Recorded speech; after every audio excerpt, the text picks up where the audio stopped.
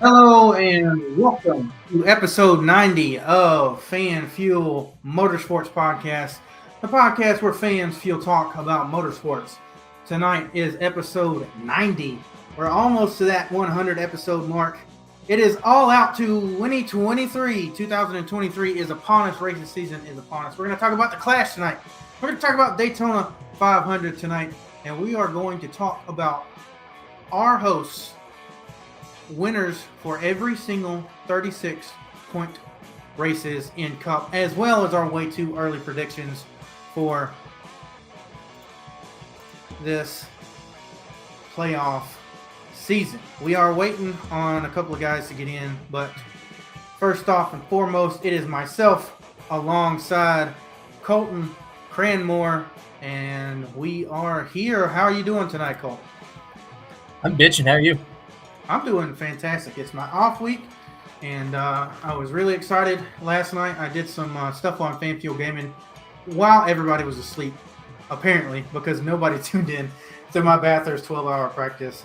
Our iRacing guys are going to be doing the 12-hour of Bathurst on iRacing this Friday. I'm going to start the car off, and then we'll go from there. So that race starts at night. It's going to be hella scary trying to drive Mount Panorama at night. So any plans for you this weekend? I'm probably gonna go to work on Saturday for a few hours, just get some OT, a little bit extra change for the racing season. I did this last weekend. I got a new desk. I know y'all can't see my desk, but it's a nice, small, compact corner desk. It's not the big executive desk I had before. Thus, new camera angle, so you can see more of my useless stuff that I've accrued on the walls. Yeah, I gotta get to Home Depot or something and get some shit to hang my stuff up, because I'm looking bare over here. I got the Alpha Prom car piece right there. I got Dale in all his holiness above me, and that's it. But I've got like 30 something flags. I got the new Denny Hamlin window net that was race used that I hope you guys saw on our TikTok. I got this really cool piece from Hobby Lobby. There's no day like race day. It's fucking great. I got to put that up. And yeah, it's fun to actually have a space of your own. I'm not used to that. The only bad thing about my new desk, and you'll notice it in the episode whenever I go to hit the keyboard and move the mouse or anything, is it's not very stable. So anytime I lean on it, it kind of moves. So project this weekend is evening out the fucking desk. We should get some motion rigs in the fans for the fans so that they can wobble along with you. Yeah. I do have to ask. Okay, so I see behind you the Roval as well. You got a mirror and stuff. Who is that framed jersey back there? That is a Bryce Harper jersey from the 2013 MLB Home Run Derby. I bought it. I'm a diehard Nationals fan. That was one of the few jerseys I've ever bought. And actually, I didn't even buy it. I got it as a Christmas present. But it was so cool. I never have worn it. Just it stayed in a shadow box. I thought it was cool as shit. That's pretty cool. Obligatory fuck Bryce Harper, but yeah. No, I agree. He plays yeah. Well, all right. Well, so 2023, we are waiting. For Keith to come on. Nathan is probably not going to join us. He's got a lot of homework. They're kind of getting towards that midterm season already, being in February. He's trying to get everything done because he is going to Daytona next week, of course. And then Jared, the dude's he's at a casino somewhere. Is he in Vegas? I don't know where Jared is most of the time. I don't either, but I saw him in a casino, and I'm like, hey, chime in from the casino. We want to hear the bells and the whistles. All right. Well, before we get really into anything, I guess we'll go through Splash and Dash. That seems to be the quickest thing to get through. So let's do that. First off and foremost, Eli Tomac continues his dominance of the Supercross Series. Despite a bad fall in last week's Triple Crown event, he went out there in Houston and kicked some ass. He started fading pretty early, and then Chase Sexton started catching him, and he just said, "Nah, kid, this is my shit." And he wound up going from about a half a second lead to 4.5 seconds over Sexton there at the end. It was record attendance at the Bathurst 12-hour this past weekend with 53,000 people hitting Mount Panorama. And they got to see Valentino Rossi, MotoGP star, finish sixth after an oil leak early in the race. Sun Energy One Mercedes, owned by former NASCAR Xfinity ringer Kenny Habul, won the race for a third time in a row, seeing their main driver Jules Gounon win the event twice in a row, as well as last year's Spa 24 Hour, last month's Rolex 24 at Daytona. And that's arguably made him the greatest GT3 driver in the world right now. Alltech Raceway rained out on Friday, but Ricky Thornton solidified the Lucas Oil points lead after winning Saturday's A-Main as a part of Georgia-Florida Speed Weeks. East Bay holding the Winter Nationals at the moment, and the rest of the week. At the moment, as in they're live right now, and the rest of the week until this weekend. But Monday saw Tyler Erb bag night one of the Winter Nationals alongside Tuesday winner Ashton Winger. Going over to the sprint car side of everything, the All-Star Circuit of Champions season openers 2 nights at Sonoma Raceway were rained out for the second year in a row as Tony Stewart Series ramps up for its version of Georgia-Florida Speed Weeks, currently going on in Volusia tonight and heading to East Bay this weekend. So that's your Splash and Dash. We'll go ahead and welcome in Keith Marek. He's here finally, and he's wearing a Kyle Larson shirt. So he's ready. Ready to rock. Are rock. you on your phone this week, or are you on a computer? I'm on my phone this week. Well, you have a massive improvement of setting up because your setup is so much better than it was last time. Oh God, yeah. I last time I had a entertainment center, Funko Pops, a laptop, and the phone was propped on the laptop. And now I actually have like a tripod that's got a whole ring light on it. I'm ready to rock. Keith is ready for 2023. Yeah. Hell yeah. Absolutely. Welcome back. Yeah. How have you been? This is your first show of the year. Oh man, been living the dream, man. Just been waiting for racing to get back going full time. I know we just had the Rolex. I know had the Bathurst 12-hour. So kept some tabs on all that, and of course we had the Clash at the Coliseum on Sunday evening. So certainly getting ready to get back into full swing of all things motorsports. Right. Well, I think Colton. Are you ready to start off woke or joke? We're going to go straight into the Clash with this one. LFG. All right. So first and foremost, Ty Gibbs' car goes up in flames during practice. The team says the exhaust wasn't mounted correctly. Joke.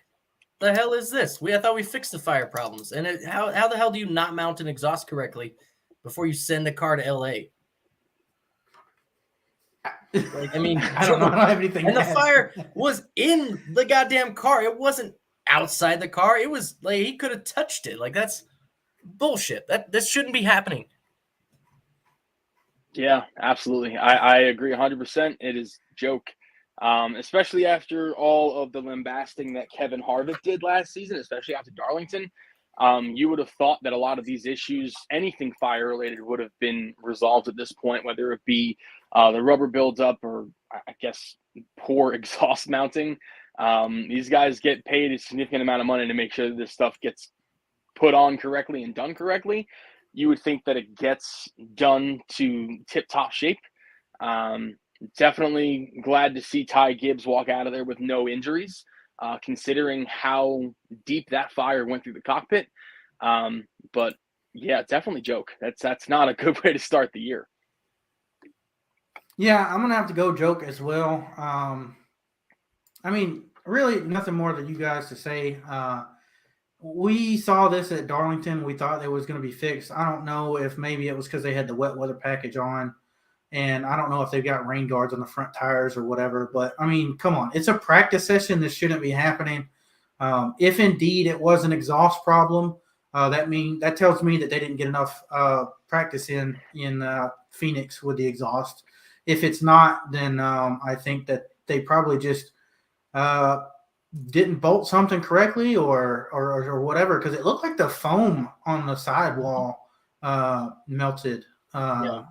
So, like, I don't know. It's kind of a mystery to me of what exactly was going on, but I don't I don't really. I don't really know. Like, I saw someone on Twitter point this out that this, if it is an exhaust mounted incorrectly, this is coming from a Gibbs organization, someone who is, the whole team is super meticulous on how they put the cars together.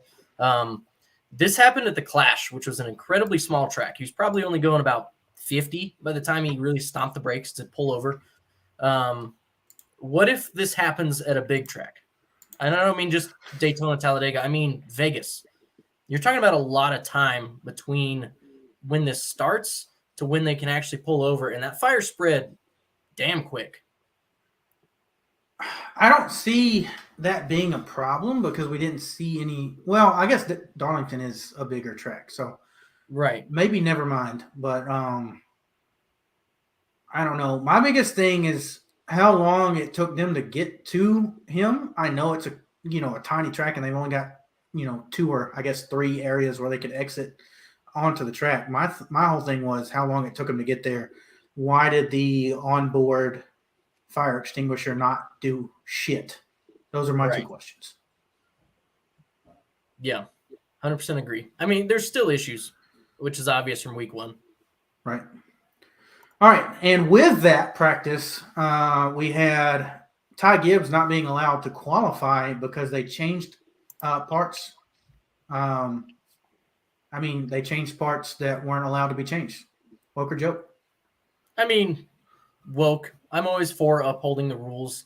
I know this is a kind of a special circumstance, but if it is an error from the team, you got to punish the team.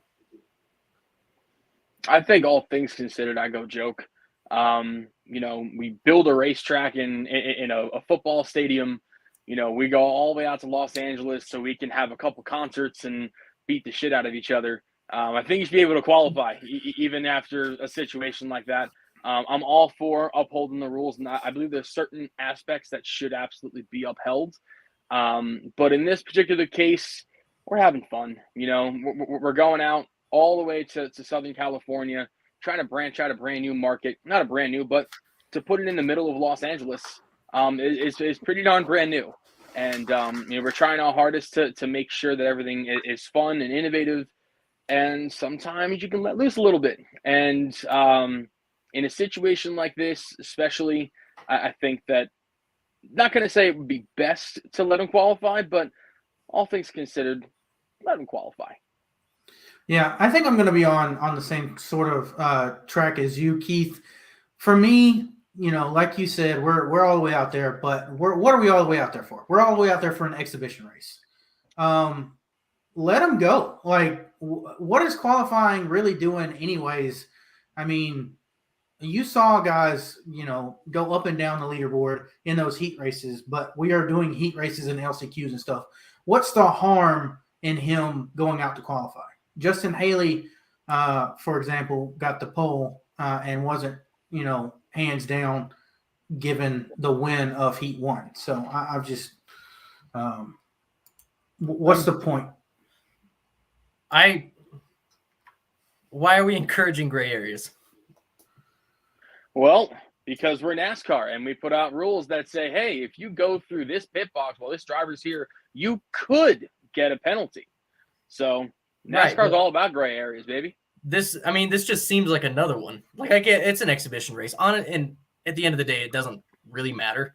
But also, like, qualifying doesn't matter. Fuck him. He doesn't get to qualify. Well, okay, so I get it, but also it's just an exhibition race. Let them qualify.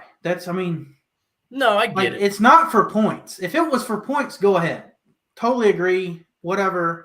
He broke the rules, even though his car literally burnt to a crisp on the right side.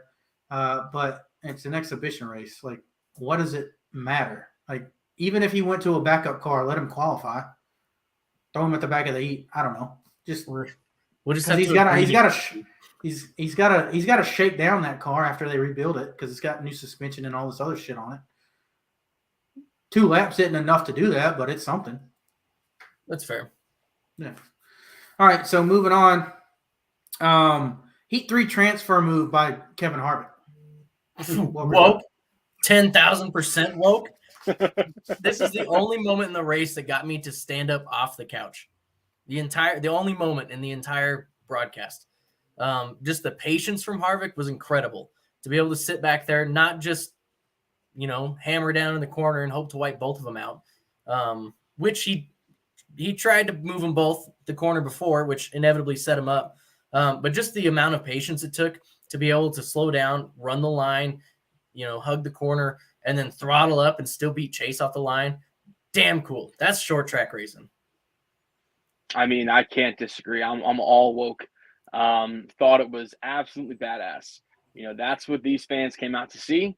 When you look at all of Heat 3 as a whole, Truex coming up through the field from 6th, the crossover moves with him and Kyle Busch, and then you have the beating, the banging between Harvick and Elliott, which even if you're not a NASCAR fan, I'm sure if you're a sports fan, you probably saw it at least once or twice, the whole Bristol situation back in 2021, the whole Roval situation back in 2021, and to have not necessarily it revamped, but for it to not die out and to still have that excitement where it is a drag race to the finish. I thought it was so damn cool to see all three of those drivers duking it out. And for that one final transfer spot for Harvick to show the veteran poise that he certainly has, it was awesome. Yeah, I'm gonna have to agree. It's funny that you say something about the rivalry there. When I got on Facebook and Twitter during the race, for some reason I am in a Chase Elliott fan club Facebook page. One of the guys that knows that I like racing just invited me, and even though I have not been active one day, I'm just in there. So the first thing I see when I pull up Facebook during the transition from the heats to the LCQ is, if Harvick wants a war, he'll get a war. I'm like, oh my God, here we go. So Chase Elliott fans, when Harv did nothing, are already on his ass, even though it's his last season. It doesn't matter. Chase Elliott fans are still mad about what Denny Hamlin did in 2017. They don't let anything go. Yeah, that's just what it is. I think obviously woke. I mean, you guys said it was a move of the race, move of the event, in my opinion. Mm-hmm. It was the coolest thing that we saw all day, and I wish we could have seen more of that in the feature under the lights. And I wish more people would have been there to see it, but apparently we don't advertise heat races. But anyways, we had a concert at halftime, and I think before the LCQ with Cypress Hill and then Wiz Khalifa as the halftime concert. What do you guys think of these musical acts coming in? Woke or 10 out of 10, 100% woke. I mean, I hear the country argument all the time as well. NASCAR fans like country. Well, that's not true. They like all kinds of music, right? But the country acts that people want to get, namely the people I see bitching on Twitter, haven't been relevant in 20 years anyway. So like we're in the same thing that they're complaining about, right? With Cypress Hill. Let's get some LA music up in here. When we're in the South and we're playing, we'll get, I don't know, whoever sings Dust in the Bottle, that old fucker. We'll get him to sing, right? But LA, let's get some active groups out here. Let's get people that show up for the concert and maybe become a race fan afterward. This is an exhibition race. It don't mean shit anyway. I mean, I'm fully woke. I mean, I think it's cool that you're going to have artists that are true to the area. They're true to the times. Cypress Hill, that absolutely pings with some old school fans. Wiz Khalifa, a lot of the young fans like that. It's no longer enough to just throw the cars out on the track and attract fans. That's not it anymore. You need to have other sources of entertainment, whether that be a pre-race show, whether that be pre-race activities, a halftime show. And I know it's just the exhibition event, but to have just them be there, be present, be around, like Young Gravy. Young Gravy was there walking around with Noah Gragson. That's cool as shit. Like people enjoy seeing these entertainers out there and having the chance to go and meet them. And, it's an experience all in itself. Like there's people who grew up on Wiz Khalifa music. I'm sure there's some older folks that grew up on some Cypress Hill music. And they may have never had the opportunity to go to a Cypress Hill concert or a Wiz Khalifa concert. But, hey, they got to go to a NASCAR race and got to watch them perform. And, that's how you're going to pull people in. It's no longer just a race that you have to worry about. Sure, the on-track product is very important, but everything around it needs to also mesh right in together. So I thought it was awesome. Yeah. So obviously, I'm going to go woke as well. First point that I wanted to make was you guys that are complaining about this, live in my world. I'm a metalhead. I've not seen any of my favorite bands at a race concert ever. I saw Foreigner and Leonard Skinner at Atlanta way back in the day when we were still nationally relevant. I've seen no-name country artists countless times, and it bores me to death because I'm just not into modern country. This past year in 2022, I got to see Flo Rida and I got to see Nelly at Atlanta, July, and the Roval. And I was happy with both of those because I love both of those artists. So why is it okay for me to sit here and have to endure this shitty music that I don't like, but it's not okay when you do it? So first of all, fuck you. There's a vast amount of different people with different backgrounds in the stands. Sometimes you're just going to sit the hell down and shut up and listen and get what you get. Okay. Just hands down. I'm not going to sit here and complain to you that, oh, well, Luke Bryant's going to be at the 500 for the third year in a row, blah, blah, blah, whatever. I'm just going to say, okay, that's cool. I've seen Luke Bryant in concert. I could tell people that are country artists that. And I'm like, oh, that's so cool. Whatever, Cypress Hill was announced, and I was fucking stoked. Cypress Hill is, a group that was an influence on a lot of my favorite bands coming out of the LA area. Rage Against the Machine, Beastie Boys, Fever 333, all those groups and stuff like that came from Cypress Hill. They're relevant because their music still influences music today. Wiz Khalifa, not from LA, but high school football was lit when I was in high school because Wiz was putting out all these songs. We rebranded Black and Yellow to Blue and Yellow because we were blue and yellow. So I was stoked to have both of them. I mean, and if you're bringing new fans in, shut the hell up. Right. Just get over it. So, and I got to say, though, even if you don't like the act, you got 30,000 fans that are sitting there watching them. That's a hell of a time to jump down the stands, grab something at the concession stand, and come back up in time for the race. Absolutely. Shorter lines, man. Why are you complaining about that? Yeah. And then when Fox was showing the crowd, everybody was into it except for the people right behind Wiz. Yeah. That was pretty funny. No, I think it was a great event to have that. We don't get half times at any other event in NASCAR. Why not do it for an exhibition? Do it at the All-Star too. Have you a country music artist born and raised on fucking Carolina cornbread at your All-Star race? Do that. Let's have the hip hop guys out in LA. It only makes sense. Yeah. 100%. All right. So continuing with the celebrity part of the event, Gwen Stefani was in the booth with Clint and Tony and kind of Mike. Woke or joke? I can see both sides because I get what they're trying to do, and Gwen is obviously engaged to Blake Shelton. He is a diehard NASCAR fan, right? So getting Gwen in not only brings the eyes of the people who are maybe just watching on TV, just as background noise because there wasn't much else going on, but also it kind of brings a little bit of relevance to it. And again, it's an exhibition race, so it's supposed to be fun and kind of laid back. But she also was horrible and pissed Clint right off, which I thought was about the funniest thing that happened all afternoon, because I get Clint doesn't want to be known as the drinking guy anymore, right? The guy that's just hammered all the time off camera. To be fair, I can't blame him. And she mentioned, Clint's wasted, and it pissed him off. It was pretty funny to watch. Yeah. I mean, I go woke with the idea. I go joke with the actions. I had secondhand embarrassment watching that, and I was like, "Ooh, man!" I appreciate the effort, but good Lord, it was just, you could feel the tension. You could feel how awkward it was. You could feel how pressured it was. And she's up in the booth in the middle of the race, and asking questions and being curious, which is cool. But outside of that, there was just nothing materialistic that could have come good from that. It was just really awkward. And while I do appreciate the try, it was just really weird. I was not a fan.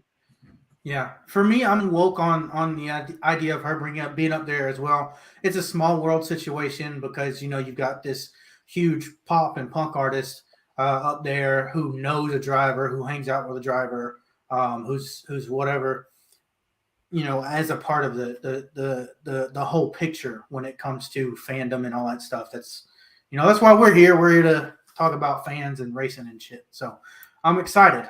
I love Gwen Stefani as well. I grew up listening to that stuff. But come on, you are engaged to Blake Shelton. You have been to numerous NASCAR events. I've got to go joke on her for not knowing what the fuck was going on. Come on. That was just a disappointment. I was like, oh, she's been to so many events. She's gonna know exactly what to say. It's gonna be nothing. And it was just like you guys said, it was awkward.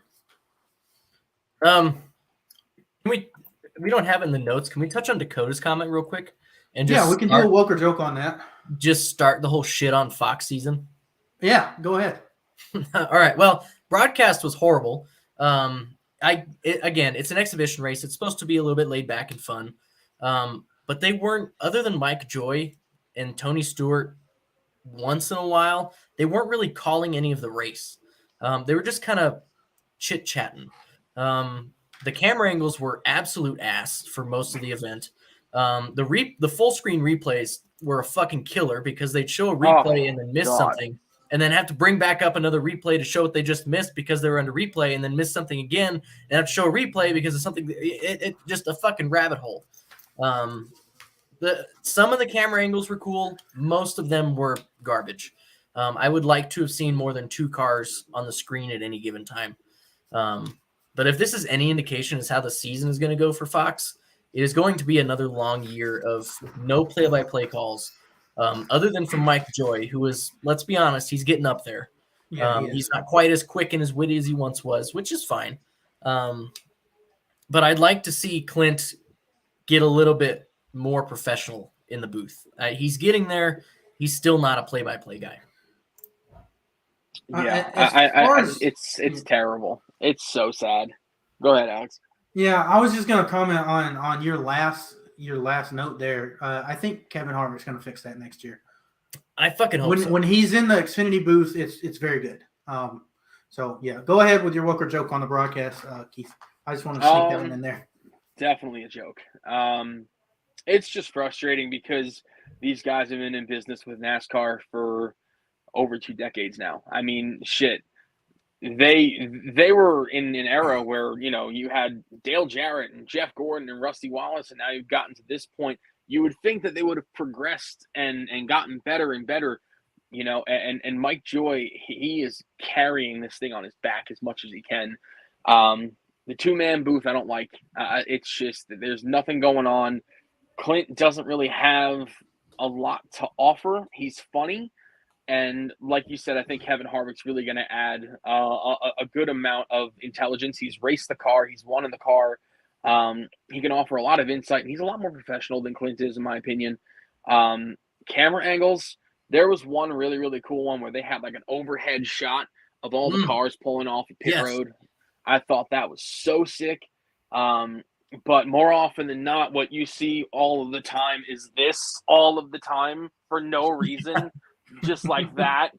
I don't understand why that. Like I see the sponsor. I see it. Like I don't need you to do an up close shot.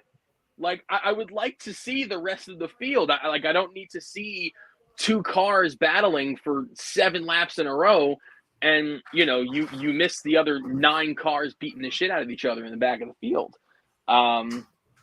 And then there was also one part that really, really pissed me off. Second LCQ, watching the race, and they cut to commercial. It's like a 15-minute race, and they cut to a full-screen commercial. Yeah, with 20 laps to go.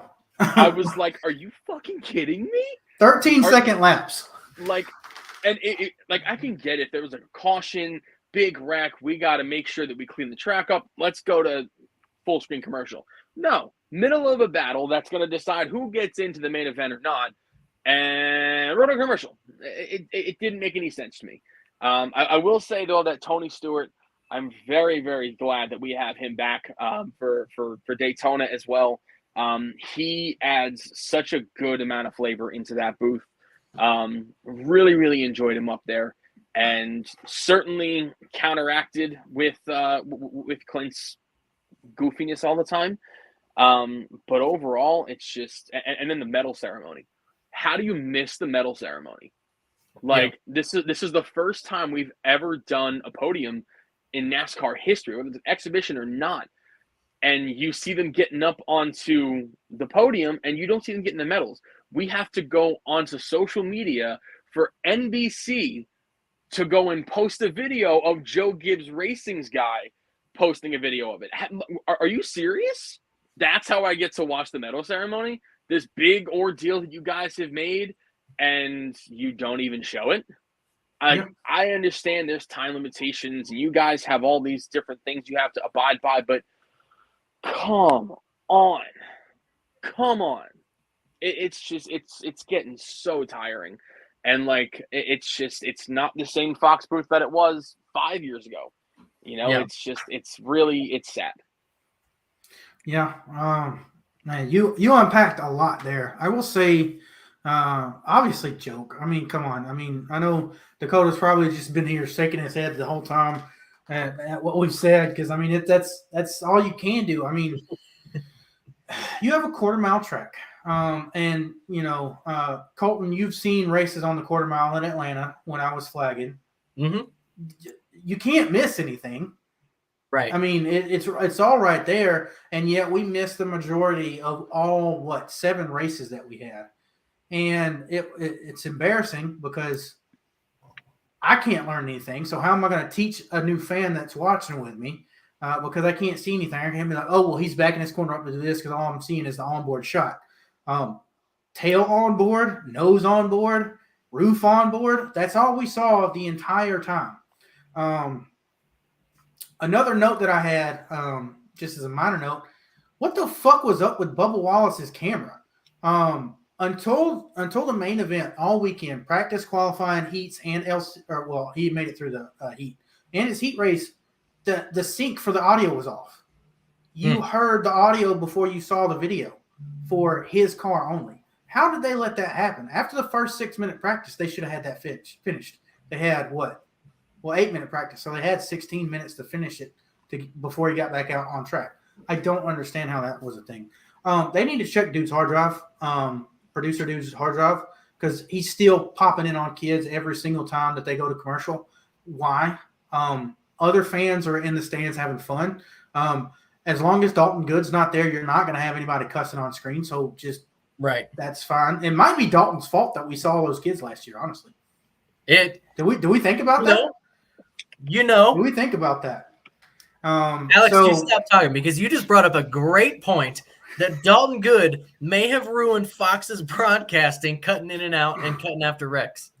Dalton Good may have fucking ruined that. He's the reason that we watch all these damn kids. I guarantee it. I'm going to clip this. I'm going to send it. Yeah, hell yeah. So, Dalton Good, God fucking damn it, is why we I will say this, though. I would much rather see the new generation of fan than to watch any driver's wife do this for 30 laps in a fucking row. That's the NBC thing. I'm so good without seeing Kim Burton cry over any time Harrison Burton makes a pass. I'm so good without seeing Samantha Bush up on the fucking box looking around like a meerkat looking for Kyle. I'm good. I would rather see the new generation of fan than to see the moms and the wives have these adverse reactions to this shit. That is a good point too about the Samantha Bush thing, because every time they pop on to either one of the wives or like Harrison Burton's mom, they kind of catch themselves on TV and then frantically look to see what the fuck's going on because they're not really paying attention. Yeah. Well, they're trying to create drama. That's what they do. Over there at NBC. And we have Nathan in the house. Nathan, we are talking woke or joke right now. and Right. it is for the broadcast, just overall broadcast of the weekend. Work or joke? It's a joke. I'll be honest with you. I was in a chat during the heat races, so I didn't really hear anything. But once I turned that off for the main event, I was not impressed. I watched the pre-race thing with Clint. It's getting old if it's going to happen, 16, 17 times a year. Yeah. So I'm going to have to go joke on that one. Yeah. Well, yeah. So we were talking about stuff. Another thing with the camera angles and stuff, I was seeing a lot of people angry about that, way more than usual on Twitter about we're missing battles and stuff. So maybe they'll see something about it, but they'll fix Fingers it. crossed. Maybe not. Yeah, hopefully. All right. So this one is my personal addition here. 8-car 50-lap LCQs. Work or joke? Joke. Make the LCQs 10 laps. If you want drama, let's not let the field get strung out. Let's make it 10 laps, shoot out, don't count yellow flag laps. Let's see what happens. If this is going to be a shit show event, let's make it a shit show event. Let's see it. I guess I gotta go joke. I mean, I think an 8-car field is perfect for an LCQ. Yeah. It's not too congested, it's not too crazy, but it's just enough to get the right amount of chaos if you lower the laps. You give them 20 laps to go battle around that racetrack, I promise you, they're quick lap times. 20 laps is going to light a fire under everybody's ass. And if you're going to sit here and say this is your only shot to get in, go for it.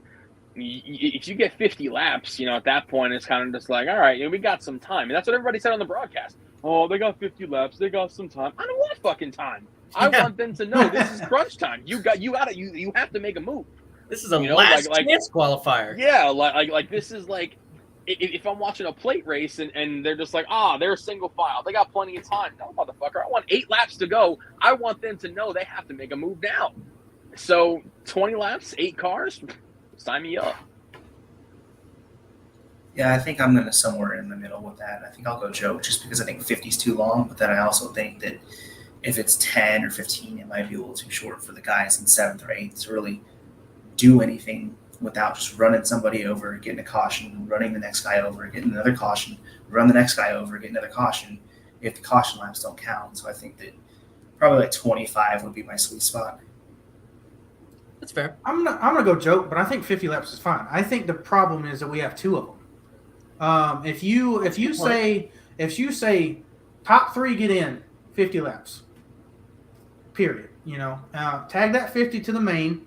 Start the main just a little bit earlier. Do not count caution laps in the second 100 laps. Count caution laps in the first 100 laps.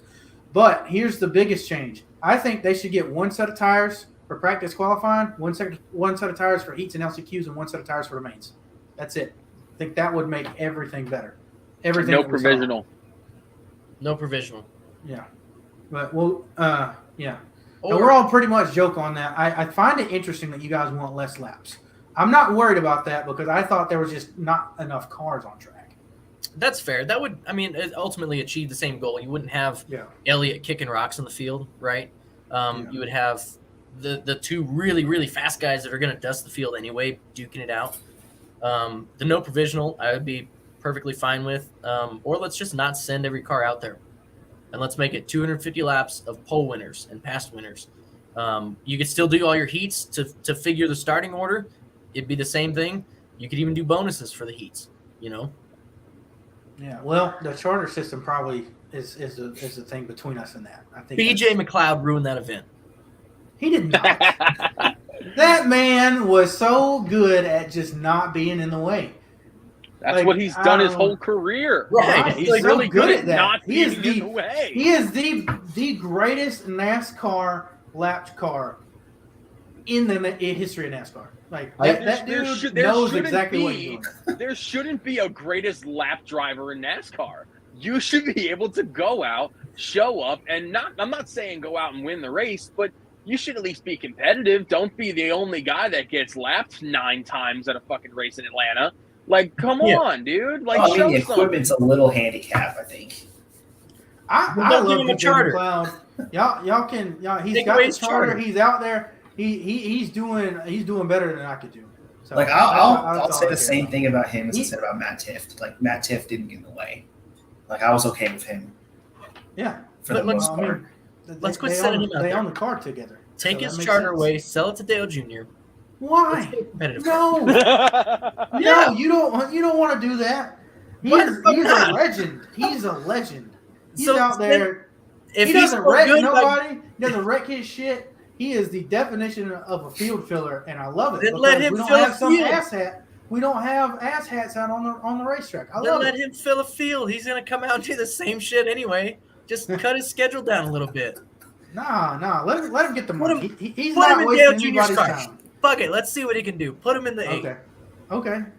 He was a pretty good late model driver back in the day before he got in NASCAR. But I mean, I love that guy. He's miles ahead of Winhouse. Yeah. So anyway, probably the next point for Woke or Joke was driver intros for the main event. I like that they televise them. I don't like the team thing that they tried out. I'd like to see a little bit more highlight on each driver. There's only 27 of them. What's it going to take? 6 minutes at most? Let's get through all of them. The fucking jokes were horrible, but I get it. They're pre-written for a guy who doesn't know anything about NASCAR. I could get through that little awkward minute, but I'd rather see jokes about each individual driver. Give me an Alex Bowman hat quote in there. I'm gonna go joke. One of my favorite things growing up about watching the Bud Shootout and the Sprint Unlimited is the entire field walking out on stage together. You got all the steam guns coming out. You got them walking through looking like a bunch of badasses. And that just would have been so sick to see the entire field walk out. And, you know, if you sit there and if you line them up backstage and they all come out in driver order, you know, you go from left to right, you get to introduce each driver. They step up, they wave, they walk back, same thing. That would have been really, really neat. I don't know logistically how well that would have worked, but man, it would have been cool as shit. Yeah, I'm with Keith on this one. Like, I'm joke for the current intros, but I would be all for it if they went back to that because I thought it was cool and it kind of highlighted the exclusivity of being in the main event with all the guys being on stage. So I think that should be the thing they do going forward. Now, I'll go joke, but for a little bit different reasons than you guys. I like the team aspect. I thought that was really cool. But we're listening to some dude on some shitty sitcom that Fox is putting out that's going to be gone after a season and a half anyways. I don't want that shit. We're in LA. Why the fuck don't we have a NASCAR fan doing this shit? Kevin James, Adam Sandler, Charlize Theron, Brad Pitt, people that may not still watch NASCAR as much as they used to now, but people that used to be very, vocally NASCAR fans. I mean, come on. We've got actors that we can put out there to put another big name into this show and to introduce drivers who they actually might know a fucking thing or two about. I don't know. That was my biggest thing. Those jokes were terrible. They usually Kyle are. Harvick. Like, what the hell? Yeah. Like, come on. Or if we're just going to have some shitty celebrity do it, like, let's let Wiz Khalifa do it. Yeah, he was already there. Yeah. Right. Young Gravy should have done the driver intros. To be fair, at the Roval, Nelly did it after his concert. Nelly brought everybody else. He doesn't know anything about NASCAR, and he still did a better job than this pack. Yeah. Like, come on. Like, all he did was read name cards, but he made that shit, like, action-packed like you would at, like, Nelly, a wrestling man. match. Yeah. Or fuck on it. the show. Fuck it. It's a WWE match of a race. Get fucking Vince McMahon out there. He's on your Fox network wrestling anyways. Yeah. Let's do it. Fuck it. I don't know. I liked the team aspect. Why did you guys not like that? I think I would like to know. I think it's just because they didn't highlight the drivers more. They just kind of spat off names and kicked them off. Yeah, that's kind of about it. It was rushed. It didn't have the feel that I think they were going for, of having that team aspect. I think they were kind of expecting it to be a little more exciting, and it wasn't. And that's completely okay. Like this entire experiment is just that. It's an experiment. You're testing shit out. You're seeing how everything works.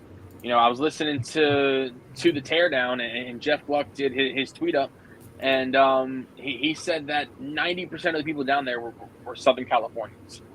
So like you're catering to people who aren't coming from all around. You're catering to people who are in that specific area.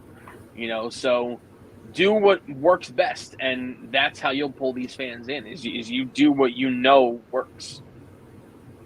I can agree with that. All right, well, I guess we'll move on to the next one. This one's kind of funny.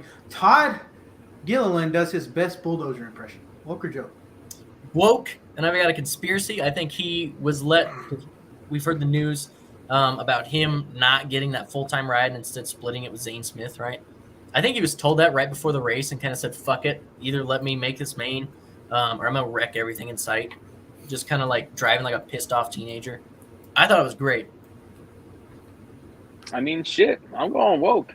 Like, if in fact he was told right before the race, hey, I know that we said you're racing the entire season. You'll be the first driver in the 38 car to be back-to-back seasons as a full-time driver since David fucking Reagan. But it's the Clash, man. Like, sometimes you got no other option. And what they've done is these cars are so similar. Everybody has a notebook now, and there was no way that you would have had the product that you had last season. Last season, 5 cautions, I think it was, and everybody kind of minded their P's and Q's for the most part because of the fact that you can get around other cars. This year, you couldn't do that. This year was very, very different, and it definitely put on the calamity for sure. Yeah, I mean, I'm perfectly fine with it. I mean, it's a non-points race. And even the drivers are like, we don't really care if we win or lose. So I'm pretty much just there for enjoyment at that point. Yeah, I don't know. I kind of had to go joke just because it was him so much of the time. I was like, come on, guy. Come on. Like Ty Dillon. We saw, the Ty Dillon from last year, that was what he had just replicated, I guess, because Ty wasn't doing so with the Spire car. I don't know. We saw a lot of people doing bumps and getting through there without spinning people. So it's just he lacked the finesse. If you can't do it right, don't do it at all. So I'm gonna have to go joke for that one. All right, 16 cautions over 4 from last season, and I believe there were only 2 of those in the first segment. So it was all just 75 laps and 14 cautions for segment 2. I'm going to go joke. Let's call it what it is. We had like 14 of those cautions within just like a 10-lap period, which was painful. I agree with your statement earlier, Alex. Like, if we're going to do it like this, let's count caution laps up to a certain point. I didn't like running a lap if we got a lap in and there's being just fucking calamity, and then it taking 10 minutes to go back racing. I thought that was actually the worst part, was we could have a single car spin or 2 cars maybe get together and it would take 10 minutes to clean up the track just to be able to go racing again. I get it. This is the bull ring that they want. You're going to have bump and runs. You're going to have guys getting spun out in a bull ring. It's just like Bowman Gray, but let's put a time limit on it at least, just so we can kind of keep the show moving, because I'm sure there's a lot of fans that were hyped after that Wiz concert at halftime, got back racing, and then it just kind of seemed like we were getting kicked in the nuts every like 10 minutes for like an hour and a half after that. Yeah, I mean, I'm going joke. I think coming right out of the halftime show, you have all this excitement. All right, let's get back racing, and 6 cautions and 11 laps is a little excessive. The drivers kind of had no regard at a certain point. They were just diving in. They were driving in. I mean, they were just using the chrome horn to the nth degree. I really wasn't the biggest fan of it. There should have been a little more vigilance, and there also should have been more vigilance from NASCAR as well, in my opinion. They proved that you can spin on your own. You can get a little tap. You can spin around and get back going. You won't throw a caution. Anytime a driver got 90 degrees sideways, caution. And even if the car got rolling again, caution. I think there should have been a little more vigilance with it, instead of just being hovering over the button waiting for it to go. But that's just me. But I think overall the drivers definitely kind of tame themselves a little bit when it comes to like bumping. I'm all cool for, but just don't be a douche. Yeah, that was a joke. I mean, I think they kind of figured out that stadium racing is inherently difficult to pass in. So I think this year they went into the mindset of like, well, whatever we did last year didn't work, so we kind of have to start driving through people. So I think that's kind of what you saw. Yeah. Yeah, I can agree with that. For me, I think obviously the amount of cautions is a joke, but I feel like if it was spread out throughout the whole event, it wouldn't have been a problem. It was just Right. all at the same time. My thing is, why isn't NASCAR on the radio saying, "Hey, clean your shit up"? Unless they just 100% wanted that, even though that just means that they're tone deaf to the retention of viewers at that point. Or two, this is something I've thought about, just in general for NASCAR. At short tracks, you have a 3 strikes you're out rule. Your third incident, you're gone. So why wouldn't we have that? You got 27 cars on track. If the same guy gets in an incident 3 times, boot it. That's on you. Also, eliminate half the field after fucking halftime. That'll make the first half even more entertaining, and then we have less cars to fuck around and find out on the second half. I don't know. I think with that, you would just shift the cautions from right after halftime to right before halftime. I guess, yeah. Like, you just see complete Hail Marys. Yeah, I guess it's a lose-lose situation unless they just put their foot down and start parking people. So Right. That's honestly what it's going to take. Yeah. And for the final Woker joke, this is not really Woker joke, but as an event, we'll go practice to the checkered flag and the medal ceremony. Overall grade. I would give it like a solid like B- maybe. I know saying maybe at the end doesn't make it very solid, but it was okay. It's really good to kick off the year with. Let's get the shenanigans out of the way. Let's have our fun. It's not the quality of the racing leaves a little bit to be desired. But let's get up. Let's have our fun. Kind of stretch out again. See some cars on track. Let's get some drivers good and pissed at each other first week, which it did just that. Perfect amount of it. It's just the execution was a little off. That was about it. I mean, I'm going B+. I mean, from the track build, I mean, they made that thing perfect. The way that they presented everything was awesome.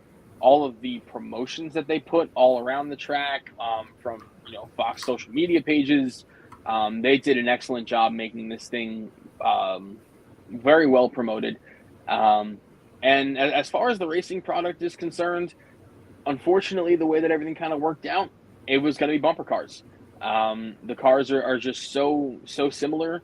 They figured everything out. They have a notebook on everything now. And it was just going to be one of those situations. But what I will say is the fact that if there was probably not that little cluster of cautions in the first 11 laps of segment number 2, I'm sure the fans would have loved to see a spin or two here and there. I know that I don't have much of a problem with seeing some shit go down, and I know for a fact the casual fan absolutely enjoys it. But from the way that they did everything, the heat races, the qualifying, the LCQ, the halftime concert, everything all in total, I got to give it a B+. But the broadcast probably brings it down to like a B.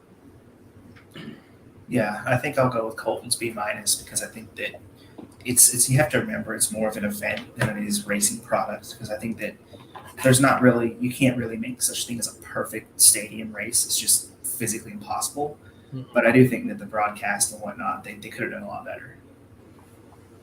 Yeah, I'm going to have to go and bump up a letter grade for you guys, A-, just because I had fun the whole time. I didn't really mind the cautions in that second half, just because I knew it was going to happen. However, if I'm looking at it from a new fan standpoint, I don't know. I'm kind of on the fence on whether or not I'd come back after that. These guys look like idiots and they're doing a demolition derby, or hey, these guys really don't they have a no holds bar attitude. So I think if they race this hard now, what's it going to be like at a really fast track where they're going 200 mile an hour? I don't know as a new fan whether or not I would be retained from that, but I thoroughly enjoyed it. I'm glad NASCAR's back, and that might be my bias is just because it was the first race of the season. I enjoyed it. I think it went off pretty well. Entertainment-wise, everything was good except for driver intros. So, perfect. Yeah, I think new fans, like you said, are either going to say, man, these guys look like idiots. It was just a demolition derby. We're never coming back. Or, man, these guys look like idiots. There was a demolition derby. That was cool as shit. One of the two. Yeah. Yeah, and it's kind of shitty, but, it's kind of not. So, moving on from the Clash, unless anybody's got any final thoughts on it, let's go ahead and get ready for Daytona. So, I want to kind of go we released our picks for our open cars. Let's go over the open cars and see kind of where everybody's at, who they expect to do what, as in, who do you see not qualifying through the duels and who do you see finishing well enough? First and foremost, you got Jimmy Johnson in the 84 car. Austin Hill's taking over for Gregson in the 62. Travis Pastrana, 2311 car, and the number 67.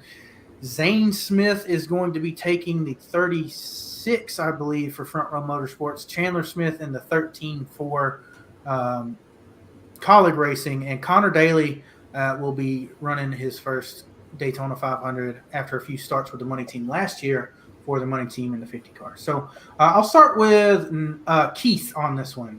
Who are you feeling like is not going to make the 500, and where do you expect everybody else to finish? Because I'm pretty sure that 84 car is going to be your top pick. Believe it or not, it's actually not. But okay. As far as drivers, is it one? I think it's two drivers that aren't making it. Two drivers won't make it. I think Travis Pastrana is going to be one of those drivers that doesn't make it. Oh, wow. I think that just the brand new race car, totally different package than what he raced in the Xfinity Series. Yeah. And it's a different animal than what he knows as far as everything's concerned. And then I unfortunately I'm going to say that Connor Daly's going to be the next guy that goes out. I think that he hopping into a stock car is awesome. And I think this would be a great step forward for him. But the reason why that 50 car ended up going into the 500 last year is because Kaz Grala, he is a Daytona race winner with the Truck Series. So those are my two guys that I feel are not going to make it. As much as I would love to see them make it, I think the only on the fencer that I would have would be Chandler Smith, and I would probably swap Pastrana and Smith if that comes down to it. But as far as drivers that I think are going to do really well in the 500, I really got Austin Hill, man. He impressed the shit out of me last year. He won the season opener at Daytona. He won in Atlanta, and he damn near won the July Daytona race if he didn't have issues. He was at the front of the field for every single one of those events, and Beard Motorsports is they're no stranger to being at the front of the field running well at plate races. Brendan Gaughan damn near won the Talladega race in 2019. So Austin Hill is definitely going to be a guy that I have finishing top 10 in the 500. Okay. All right, Nathan, I'll let you go next. I think everybody's going to say it, but I do think the 50 is in real danger because I don't see a way that they qualify on speed. I think they're going to have to hope that they get lucky in the duel. I know last year last year actually was interesting because the MDM car was so slow that the 50 got a speeding event on the inner green and still passed it to make the race. So that was a complete circus of an event. But I think that at the end of the day, all of the open cars except for the 50 have a good chance at making it on speed because, like Keith said, the 62 is not slow on these tracks. I think that 2311 will have good equipment as always. I think that Legacy will give the 84 car a good chance at making it on speed. I think that the 13 can get on speed. And I think in years past, the 36 has made it on speed before. So I really don't know one of those guys will be slower on qualifying, but I think that all of them can race their way in, do duels. But I think it's kind of a toss-up as to who qualifies in. Colton? Yeah. I don't think Connor Daly's going to make it. just because he doesn't have a lot of experience doing this kind of racing. I think Greg Biffle is going to miss it as well. I think Pastrana gets in because he's at least raced this kind of stuff before, and I know he's going to be in a rocket just based on how the Toyotas run at these plate tracks. I know they don't qualify very well, but I know they run really well with the pack. And I think he's going to be able to take advantage of that. Jimmy, is there any question as to whether or not Jimmy's going to make it? I think he's not only going to make it, but he's going to put out a good showing in his equipment. Yeah. I think Austin Hill has a damn good chance at winning a duel. He is a fantastic plate racer. Beard Motorsports doesn't show up to these plate races with anything but halfway fucking rockets over here. Like you said, Keith, they're no stranger to running up front at these. They build fast cars, and I think the only reason that Noah doesn't do as good with them is just because he doesn't seem to grasp the plate racing quite as well as Austin Hill does. I mean, this kid has a natural talent for it. So I don't just think Austin Hill's going to make it. I think he could win the duel, honestly. Okay. I mean, I think that's a good chance. And honestly, another thing that I forgot to brought up was without the practice, if one of these guys that can race in qualifying on speed has issues in their qualifying run, that can really shake things up, because imagine having a problem that you could have fixed in practice, but there's no practice. So you go out and do your run, car breaks. Now you have to race in, and then say something happens in the race, and you end up like Suarez did a few years ago, where you thought that he could have easily raced his way in, and he didn't because somebody crashed coming to pit road. And it's like, you never really know. I mean, it's weird to think about it like that, but it's going to be a matter of whichever teams don't make any sort of mistakes or have any sort of mechanical gremlins in qualifying, because what doesn't seem like a big deal ends up being a lot bigger when there's no practice, because usually that's when you find that kind of stuff. Yeah, that was a point that I was just about to make, so I'm glad that you brought it up, is mechanical failures. That is something that I'm worried about as far as all 6 of these guys go, because they're all open cars. They're not guaranteed in. When it comes to outright speed, because Ford puts out a good motor for front row every time we go to these plate tracks, I'm not worried about Zane Smith. Chandler Smith, I'm not worried about, because Colleague is a fucking super speedway powerhouse in Xfinity, and, I'm sure we'll see them, come to terms with that this year, especially with the new nose on the Camaro. Austin Hill, as you guys have said, is probably a shoe-in for the 500, as well as – talking about winning the duels and stuff, he could definitely be a top 10 guy. Jimmy Johnson, I'm worried about, because while Eric Jones is really good on super speedways, I'm not sure if we saw a lot of speed last year from them overall, other than Darlington and some of the later races. But spreading that across 3 cars now, it has me a little bit weird. And then him not getting practice, which is where Chad Canals, and he really just screwed the field over all those years that he was good. Not getting practice before qualifying, I don't think he's going to lock in on time, honestly. There's going to be something wrong with that car. I just have a feeling, and he's going to make himself look bad by being in it. And then Travis Pastrana, being with 2311, Denny's really good. His team's really good when it comes to speedway racing.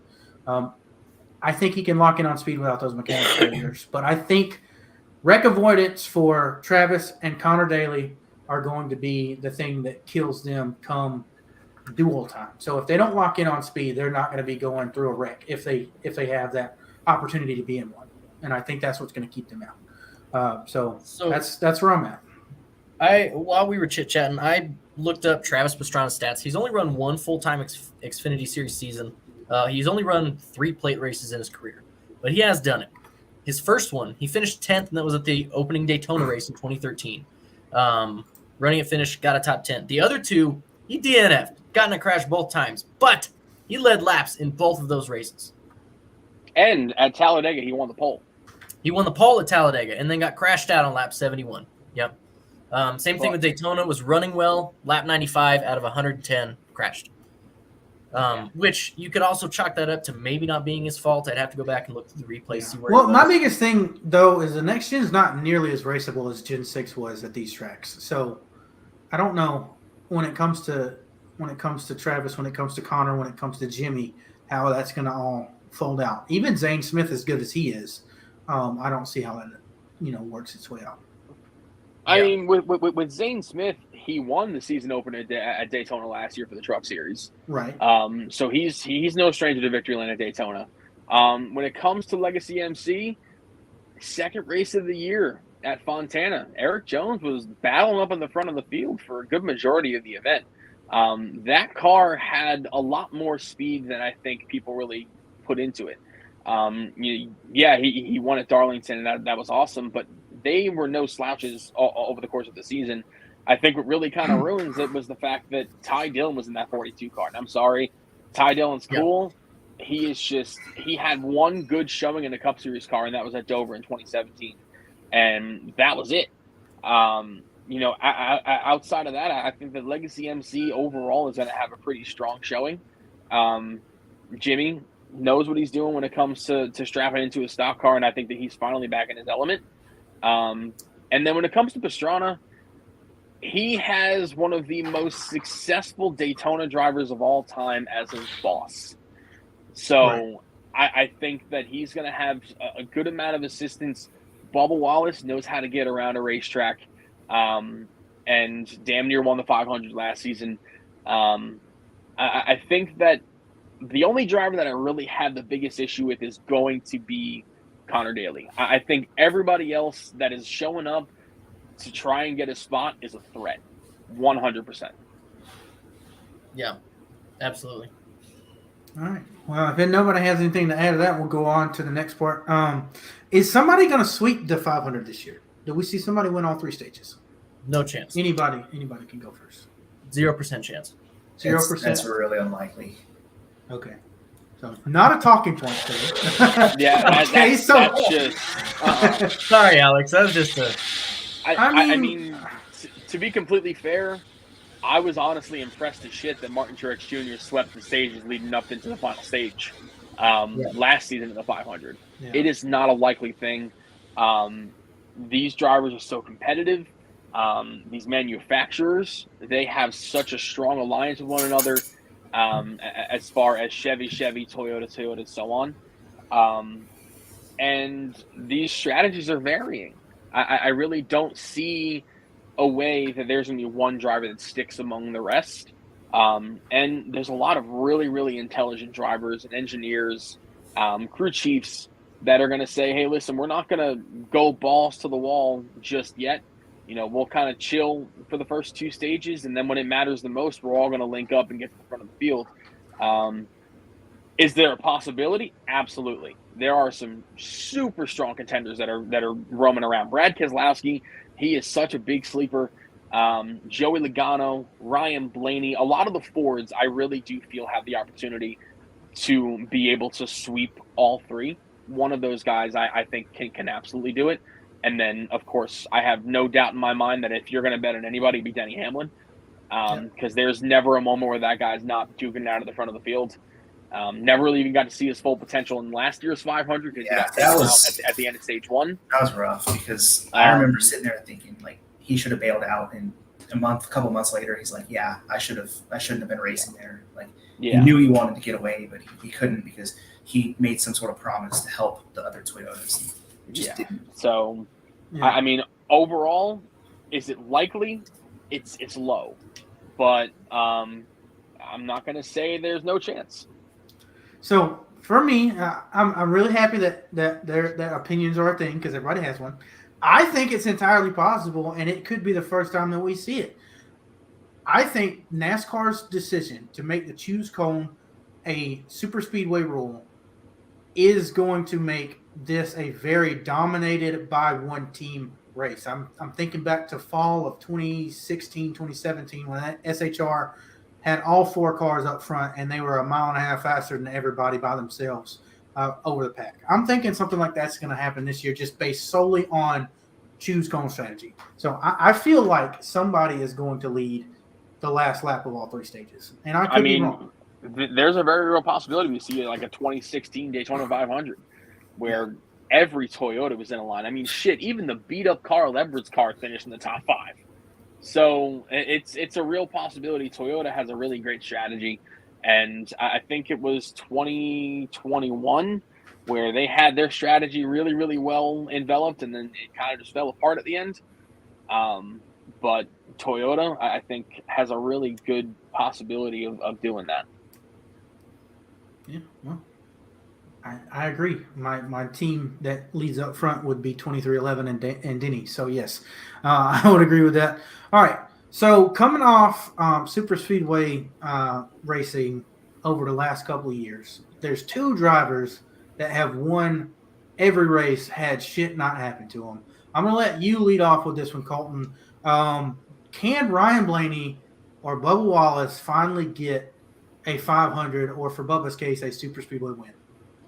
I want to preface this by saying, don't any of you motherfuckers jinx Ryan Blaney, because when he came off turn 4 last year in the 500, I was at my Daytona 500 party, and I started cheering, he's going to win it, he's going to win it, and then Austin Cindric happened. So just let's keep it all hypothetical. Yes, absolutely. They have a good shot, just as much as anyone else does. And I'm going to cross my fingers and hope and pray that no dumb shit happens this year. And Ryan Blaney can finally get it, because he's been so close so many goddamn times. He's this generation's Dale Earnhardt, I swear to God. I don't know how many other ways he can lose it. He's been in prime position for like 3 of these fucking things. Yeah, I would agree with you on that regard. I think that it's very possible. It's just we don't know. Like it's very easy to say that he's got it unlocked, but he definitely doesn't. So I think that as for Bubba Wallace, I think that I will say that if he wins one, it will come at the expense of his owner, because if you look at the way Hamlin races these tracks and you look at the way that Bubba races these tracks, are two different ways. Bubba likes to lead every single lap. He likes to be up front all the time. And Hamlin's a little bit different. He likes to drop back. He kind of likes to pick and choose when to race, so to speak. So I think that in the event where 2311 or Toyota wants Hamlin to race up front all the time, every time he does that, he gets taken out, like without fail. You look at the 2022 500 where he was up front early, he gets taken out. You look at the Talladega races in the spring a few years ago, he gets taken out because he was racing up front before he actually wanted to be up there. I think that, honestly, when it comes to Bubba versus Blaney, I feel like Bubba might have a better shot, because if he's got somebody behind him, like a Hamlin, or he's got a Reddick or whatever. They're not going to turn him on the trial. I'm trying to help you. I'm not jinxing you. You want me to play instead? You want me to say he's got it? Like, I could easily do that. It's a natural reaction. Yeah. But honestly, I do think that if you put them by themselves, I would say Blaney has a better shot. But I think that 2311 is going to try and do something a little bit different than what their boss does, and they're going to try and lead every single lap. Yeah. I mean, head to head, Blaney has the advantage, in my opinion. But if we're putting them in a field with 34 other drivers together, Ryan Blaney is a notorious teammate pushover. He is too much of a team player, doesn't do enough for himself. And we've seen it time and time again. The fact that this man has actually won plate races amazes me, because I would have thought that he would push his teammate there first. Bubba Wallace, he is a selfish motherfucker, and I love it. He is all about him. He's all about getting to the front of the field. And if you're going to come along with him, go for it, but you better make sure that you're behind me. So Bubba Wallace, I think if we're going to put them head-to-head, Bubba's probably got the better chance, just based off his aggression. I remember the 2021 duel. He was just so aggressive in that DoorDash car, sliding around, throwing that car around like it didn't even matter. He drove it like he stole it. And I know he damn near won that duel, and he almost won the 500 last year. There is a real possibility that 23 car finds victory lane in just a couple weeks here. Yeah, I think the reason that I posted both of these as some people were talking about is because I feel like Daytona owes both Bubba and Blaney a win there. Specifically the 500 for Ryan Blaney, but this has been Bubba's track to lose for seasons on. And I mean, we saw him do what he did and go from 11th to 1st in 6 laps to win Talladega. He's got the car. He's got the mindset being in that 2311 car. He can do it. Blaney, like you guys said, has got to not be a pushover and then just not have bad luck. That's the way he's going to win. These two guys, I think, are who's going to be the two that it comes down to winning if luck goes their way, because I just feel like something in the back of my mind is like just Daytona owes these guys this, and this could be the year that it gets done. One more driver to focus on before we get into our season worth of picking winners. Kevin Harvick's sponsor is going to be so gracious and give $2 million to a fan if he wins the Daytona 500. So he's won it before. I mean, he's no shot at victory lane here. But do you guys think that he can do it on whatever 2 Sundays from now is? This is a good question. I honestly think that it doesn't seem super likely because you don't normally think of him as a super speedway racer.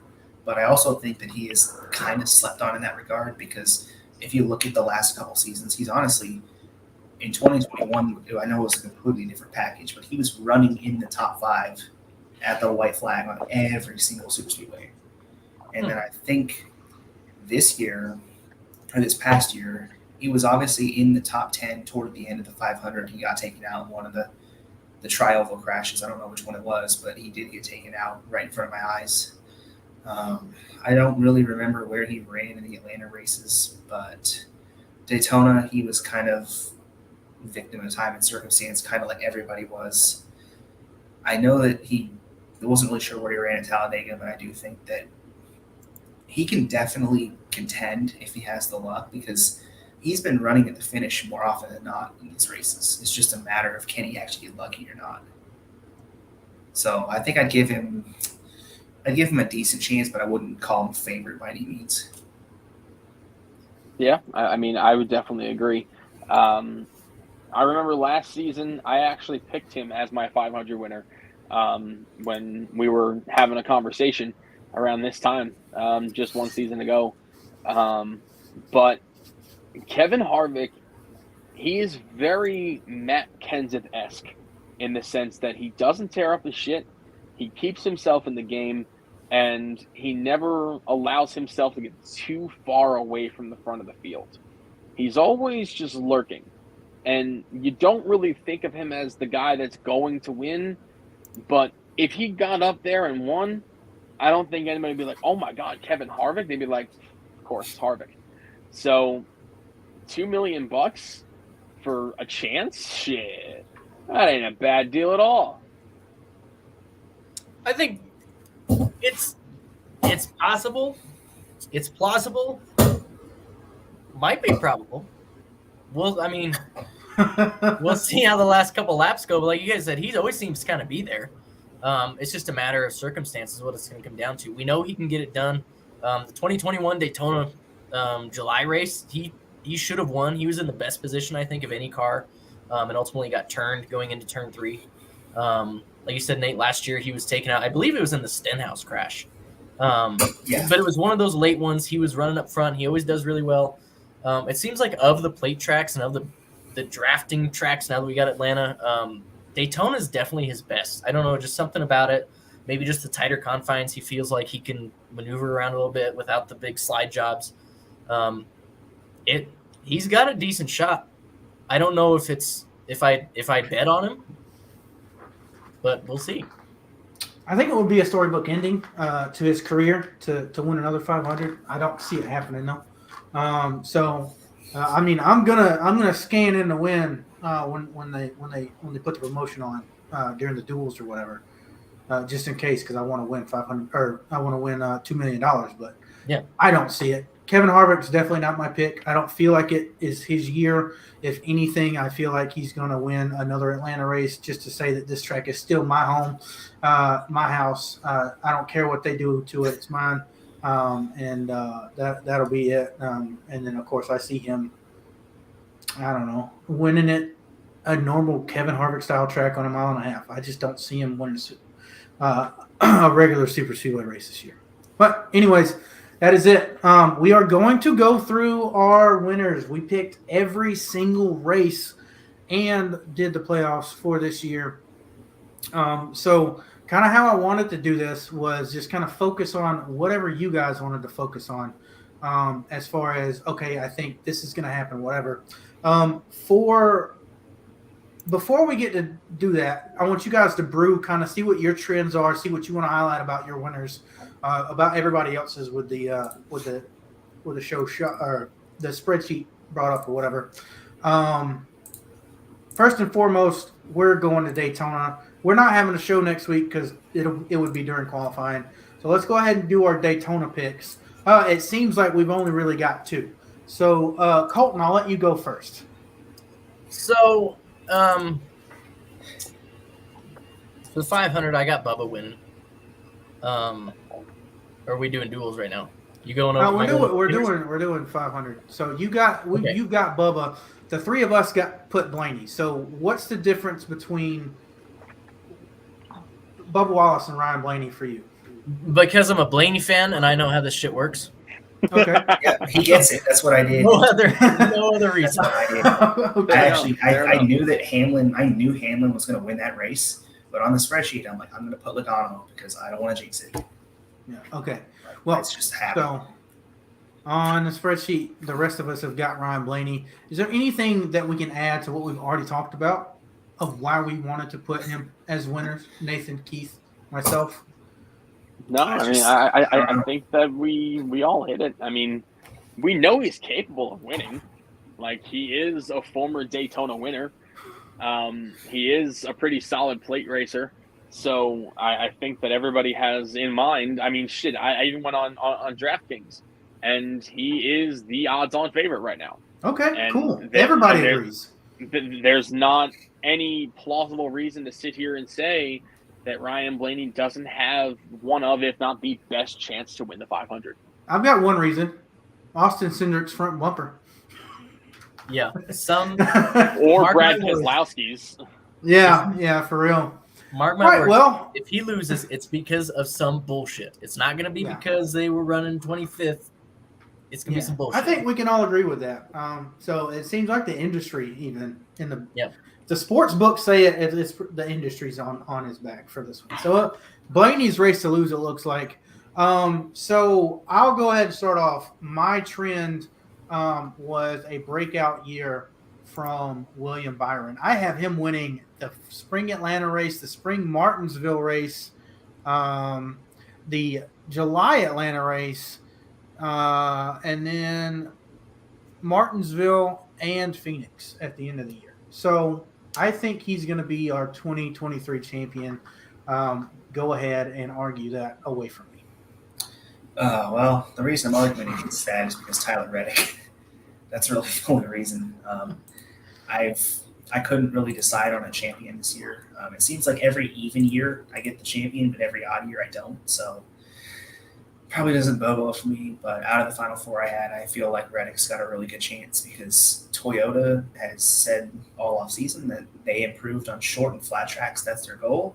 And if the Clash is any indication, then this is going to be really good for them. So I'm looking forward to that because you saw what he did last year with RCR. And in all honesty, if you took those cars right now, you'd probably have to say that the Toyotas were faster than the Chevys on the intermediates last year for the most part. So I feel like Reddick can only go up from where he was last year because he had almost a dozen finishes outside the top 20 and he still won 3 times.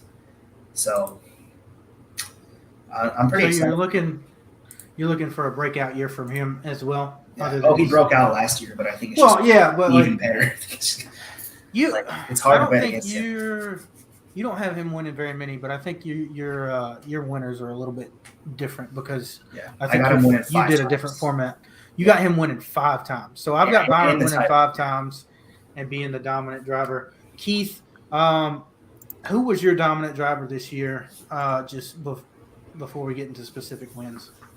If I remember correctly, I believe the driver that I had. That one, Colton. I believe the driver that I had winning the most this season was going to be Ryan Blaney. Okay. I think a close second was going to be Martin Truex Jr. I agree with the Truex one strongly. I had him with 4 wins this year. I was going through the list and I'm looking and I'm just like, he almost won that race. He almost won that race. He almost won that race. Yeah. And this was before the Clash happened that I put this list out, and he won at the Clash, and I was like, oh shit, he's back. So yeah. But Yeah, I think overall it's gonna be a Blaney kind of year. Yeah. So Keith's got 5 wins for Blaney as well, and Truex is on there only twice. But something that scared me about Truex is I saw Fox post something where he was asked a question, what's different this year? He just said, I'm mad. That's the 2 short words that scared the shit out of me if I'm any of his competitors. Because that means he's coming on and he's going to put on a 2019 style show, I guess. Colton, who was your breakout 5 to whatever win started this year? My breakout, and you mentioned it, I changed one because I meant to change it because I did this at break at work and never got around to it. But my breakout driver is going to be Tyler Reddick. I have him winning 6 races this year, ultimately losing the championship come the end, but I think he's going to have a stellar year. We saw him, once he got that first win, just like so many other drivers, was clicking them off. And not just at road courses, but he was doing it at ovals too. We saw him get the Texas win. And he was really dominant at quite a bit of races and probably should have had at least 1 or 2 more wins last season. So I think he's going to grab 6 wins, but just fall short of the championship. Yeah. Okay. Well, another one I had to say is that I guess a weird one is obviously if you look at my winners list, I think I had Reddick with 5, I had Truex with 4, I had Larson with 4, maybe. I know I had several people with 3, like Bell with 3. I think I had a couple others, but I feel like Chastain will probably be my pick for most consistent, despite only having 2 wins. Because if you look at last year, I mean, he was top 5 after top 5 after top 5. I mean, he just racked them up. But he never really dominated that many races. Even the races he won, he kind of just came from nowhere. So I think that I think he can honestly win the regular season title without winning that many races just by virtue of being consistent. And I also think that Reddick is, despite being the fastest, he's still kind of younger. I think that there's going to be some natural inconsistencies there. Right. So it seems like we all have a similar trend of we don't have that many winners this year. Is that a safe bet to say that everybody's on the same line? That we're going to have less than the 17 that we had last year, so less than 16. We're going to have some points guys in the playoffs. Actually, I have 17 winners on my list. I have 16 winners before Daytona. Okay. Yeah, I think I have the same. I want to say it was 15 or 16 before Daytona and then 1 or 2 after. Yeah. Okay. I definitely had quite a few. I don't think that we're going to see that dip that some of the analysts were talking about in terms of, okay, everybody got a year under their belts and, here we are. Because let's face the facts. There was a driver that did not win at all last year that has already won a race this year. And I know it was just an exhibition race, but Martin Truex Jr. was winless the last season, and now he's already got himself a win under his belt this year. I don't think we're going to have that season where you're going to see one driver rise above the rest. I really do believe we're going to have probably about like 3 or 4 drivers win 3 or 4 races. But outside of that, I really see a lot of 1 and 2 win seasons for quite a few drivers. Yeah. I don't know if I actually put it down on my list. I think I dabbled with the idea of Ricky Stenhouse winning at Talladega. And it's just, there's so much parity when it comes to this season. As far as all of our drivers are concerned, you have a lot of talent right now. There is so much talent, and I look at every single race, and I'm like, that guy could win this race. He won this race last season, but that guy almost won that race. There's so many different options that you can go with as far as who can win a race, who can be competitive, who won't be. It's really, really hard for me to just sit here and pick a driver that's going to dominate because I don't think it's going to happen. Honestly, I'd agree. I think that there's still going to be a lot of winners. I just don't think they're all there's not going to be as many small team winners, if you will. Like, I think that there will still be a good number of drivers winning, but it's not going to be like you might not have like a front row car winning. You might not have a legacy car winning. You might not have a Colin car winning, so to speak. It's just, I think that maybe not every. I think every Hendrick driver wins. I think probably every Trackhouse and 2311 driver wins because there are only 2 cars. I think 3 of the 4 Gibbs cars win. And then from then on out, I think the remaining winners will be just different people like Kyle Busch, Kevin Harvick, some different people. But I don't see the smaller teams doing as well. I can attest to that. I don't see very much from the smaller teams, and as I say that, I do see we do have a resurgence of a team. Like last year, I wouldn't call it a resurgence, but Trackhouse won 3 races. I have both of the RFK guys getting a win. I have Buescher at Talladega in the spring and Keselowski at Talladega in the fall. Keselowski not being a part of the playoffs, I don't think. So that's it. Do you guys want to tell me something about your picks that you think we should talk about? Specific race or a specific driver that you're looking at this year? If not, I got plenty in the back to keep this. I've wanted to gauge where everyone's at on this, but I have Harvick winning 1 race in his final year, and I have him winning at Pocono because if you look at the summer last year, he was honestly at his best in the summer, and I think he was pretty quick at Pocono, but he got taken out toward the end by the whole Chastain incident, and he won, I think, the next week in Michigan anyways after a couple of the dominant cars had issues. So I think that I can see a race where he runs top 5 or whatever, and the faster cars ahead of him just run into problems, and he's always the guy that can avoid problems. So I think he's going to pick up a win somewhere in the summer just based off of capitalizing off somebody's mistakes like he did last year. And I think Pocono is going to be the place. Okay.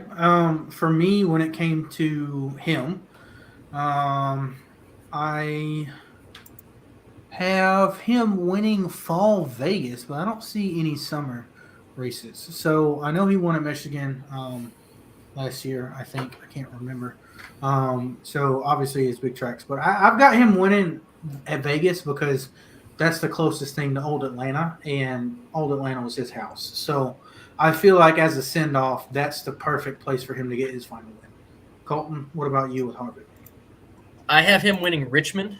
That will be his last win, and it'll probably be just on a strategy call. Okay. I didn't see a ton of speed from him last year, apart from those few weeks in the summer. Granted, SHR as a whole was kind of slower last year, but I don't see him picking up that much more this season. And Keith, it doesn't look like you have him winning this year. I don't. So what is your decision for that? Reasoning for that decision, I should say. I'm feeling that Kevin Harvick's wins last season were awesome. They were really fucking cool. But to be completely honest with you, neither one of them should have happened. I agree with that. Bubba Wallace should have gone out and won Michigan. He was on a rocket ship. And then Richmond's, Christopher Bell was eating his lunch at the end of that thing. And if he had another lap, it was a wrap. So I don't even think he should have won both races. Am I happy he won? Absolutely. But I think that we're at a point in time right now.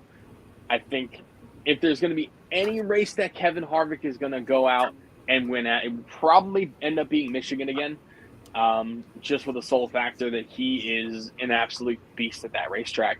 But I don't think that he's going to seal the deal at any point this season. So, which is unfortunate, but I just don't see him having that same spirit at the end of the season that we saw last year. Okay, I mean, I can agree with that. I mean, I have him winning late just because, Jeff Gordon won late in his final season, but this could be a Jimmy Johnson final season kind of year where he's just not there. I don't even know. I'll have to look at my playoff bracket, but I don't know that I have Harvick in the playoffs, and I don't. So I do have him in there on points. So never mind. I'll roll that back. But yeah, he's sunsetting his career a little bit way later than prime years, in my opinion. So it would not surprise me if you're correct that he doesn't win. I mean, would I want him to win? Absolutely. These are all just predictions of a dude that's sitting on a wicker seat talking about NASCAR. I'm not Rodney Childers up on top of the box giving him a rocket ship or anything.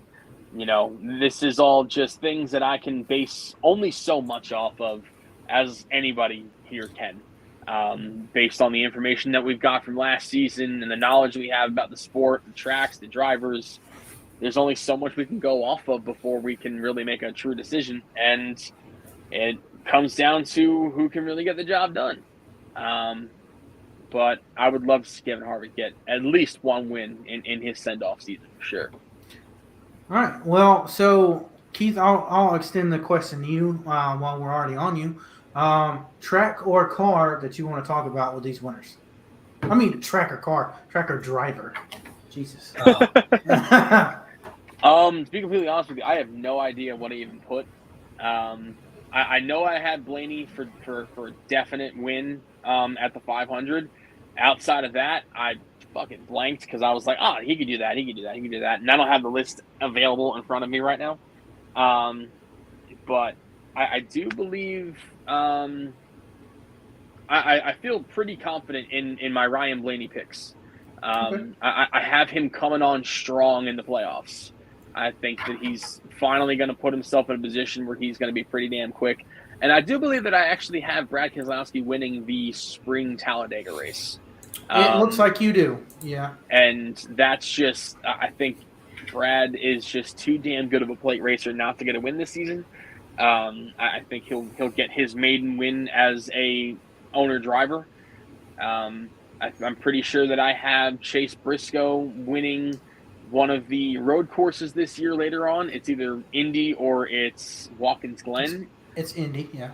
And I think that would be so damn cool for the Indiana native to go and get himself a win at Indy. That would be super, super sick. I think I have Allmendinger winning at least 2 races this year. There's going to be a lot of parity, but I think at the same time that parity brings on predictability. I think the drivers that you think are going to do well are going to do well, which I'm really, really excited about. You guys got any rebuttals to his points? No, not really. I just have some tidbits about my predictions that I guess I'll share.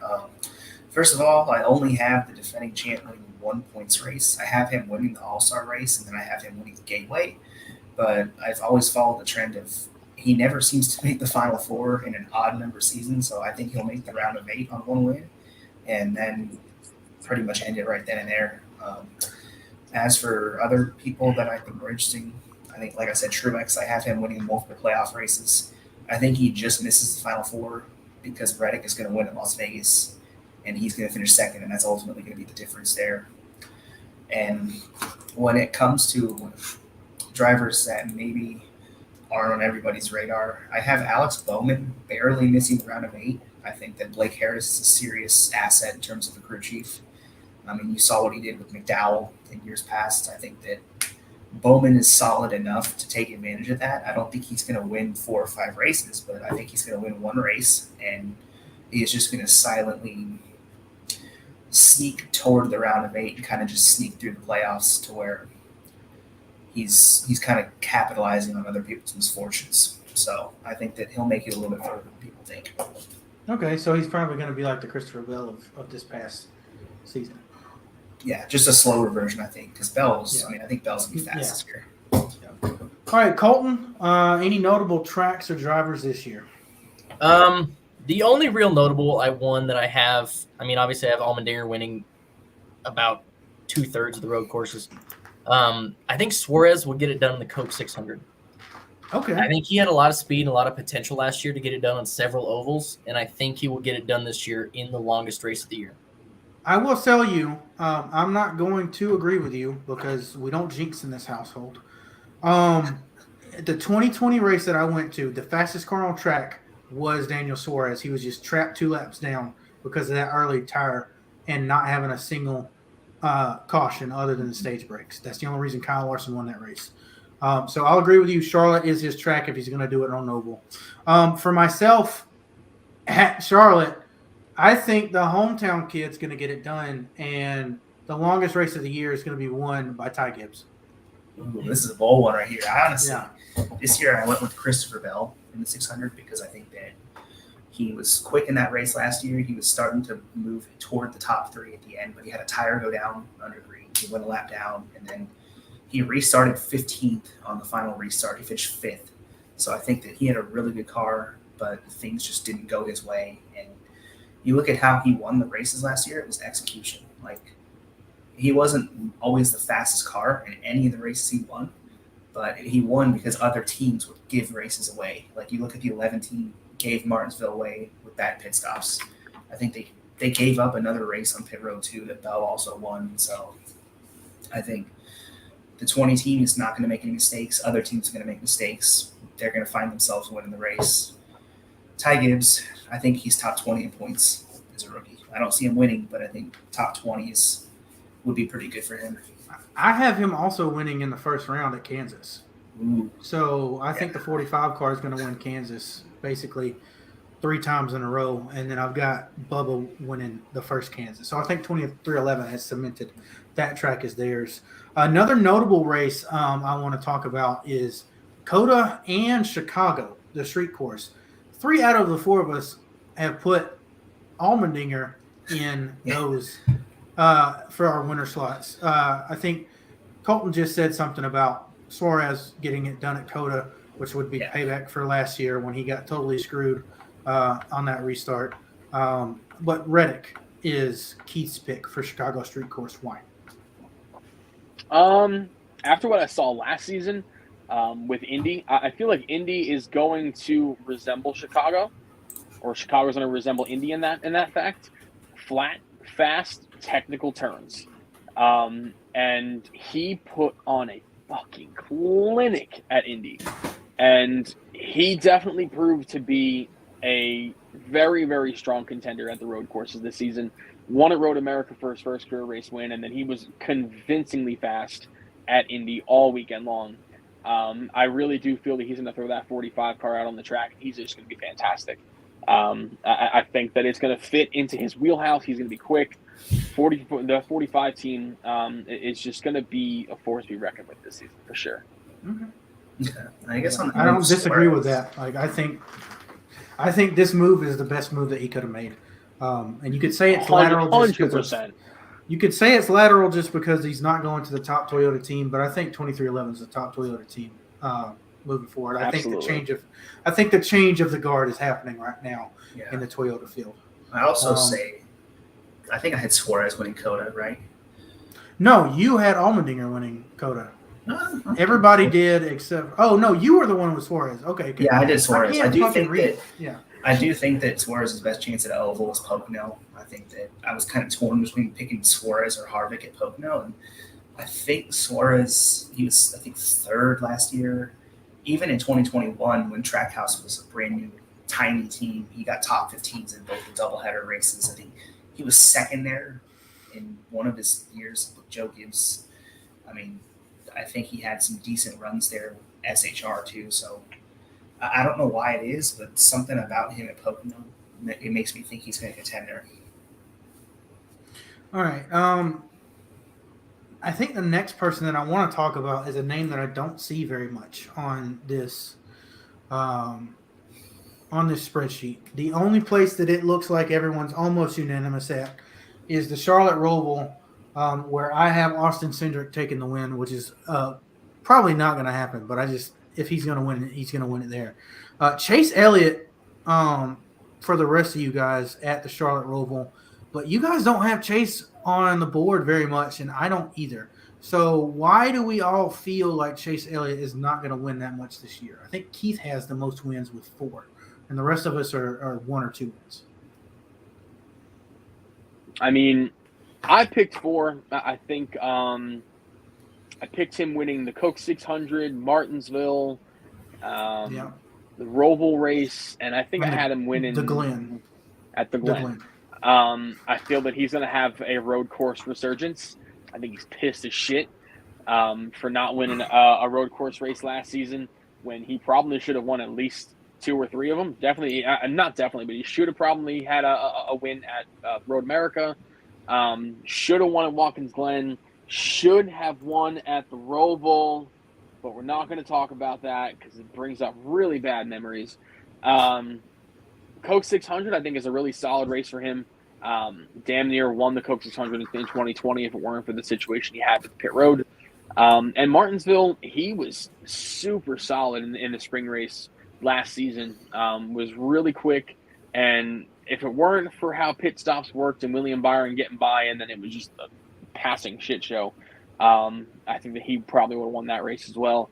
But overall, I think the reason why everybody else doesn't really have him too much is there's just too many hens in the henhouse. I think there's so much competitive spirit from a lot of different drivers, and I think that when it comes down to it, Chase does have a hard time closing it out. I mean, look at the playoffs last season. After winning the regular season title, I know that there was quite a bit of bad luck, but there was also some races where he was just flat out off.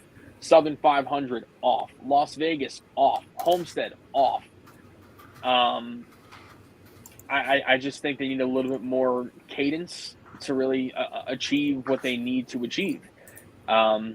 But, I think 4 wins is appropriate for a driver that should be, as the most popular driver, should be one of the best drivers in the sport.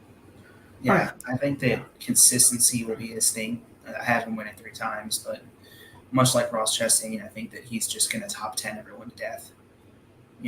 Okay, I could see that. Larson, I think they'll alternate every year. Like 1 year Larson's faster, 1 year Elliott's faster. I think that'll continue. Colton, you've only got him winning Atlanta outside of the Roval. Is there anything that you wanted to add to why we don't see him as dominant? Just like Keith said, I think Chase has kind of a hard time closing the deal out. I think the execution of the team isn't always there, whether it's through pit mistakes or whether it's just through maybe a bad decision on track. I still think he's going to get it done in Atlanta. I think he's going to back-to-back those races. I think he's going to get it done the Roval just because he kicks ass there every single time he goes. But other than that, I think parity hurts Chase Elliott more than most other big-name drivers. Just because I feel like in the Gen 6, 2020, 2021, Hendrick was so dominant, and that's why we saw Chase up front so much. Same with why we saw Larson up front so much. I think the parity is going to really hurt them more than it will a lot of other teams. Now, granted, Hendrick is going to catch up in these next few years and get back to right where they were because Rick is a multi-billionaire and can afford to do that. And he will do that. I just think it's going to take him a little while. I think Chase's talent will get him a couple wins. I think his execution is going to lose him a few more, though. But like Nate said, I think he's going to do just what he did last year and just top 10 the entire field to death. Yeah, okay. Yeah, I mean, I can agree with all that. I think the last thing before we go is our Championship 4 drivers, any notable playoff drivers, and who is the champion. And I'll go ahead and start that off. I have AJ Allmendinger making it to the round of 8 and being the first guy out, Truex being one of the ones out, and Reddick as well as Chastain. And then my Championship 4 drivers are Bell, Logano, Hamlin, and then William Byron. And like I said earlier in the show, I feel like he is going to be the champion. I don't know. This is totally based on feelings. No merit from last year or anything. I mean, he was good at Martinsville. He knocked off that win when we went to July. It was July Atlanta that he knocked the other one off. So, I mean, I don't know. I have a feeling that it's not going to be 2023 and 2023. I think it's going to be 24 and 2023. So I guess my final 4 was I had Reddick, Elliott, Chastain, and Larson. I think Truex is going to be the first guy out. I think that he's going to finish second at Las Vegas and finish second at Homestead. And I think that those points positions, I think he's going to miss it by like 1 or 2 points. And I think had he won one of those 2 round of 8 races, he will win. But as for the reason I picked Reddick, I don't really have a rhyme or reason. Out of the 4 guys I picked, I couldn't decide. I could see Truex winning the race at Phoenix, but somebody else winning the title. Okay. I think that it's going to be really tight between Truex and Chastain for that final spot at Homestead, or Phoenix, my bad. for the final spot at Phoenix. And I just ultimately think that something's going to take Truex out of it. And out of the 4 guys I picked, I think all of them are capable at Phoenix. I think obviously Elliott and Larson are very good there, but part of me goes with Reddick because I think if Toyota's really improved on the shorter flat tracks, I think that if you give Tyler Reddick the car, just let him cook. Like, I think that he's pretty easy to trust. Yeah. Colton, go ahead. So I have any surprises I have, I'll go over real quick. I have Bubba Wallace not only making the playoffs, but making the round of 12.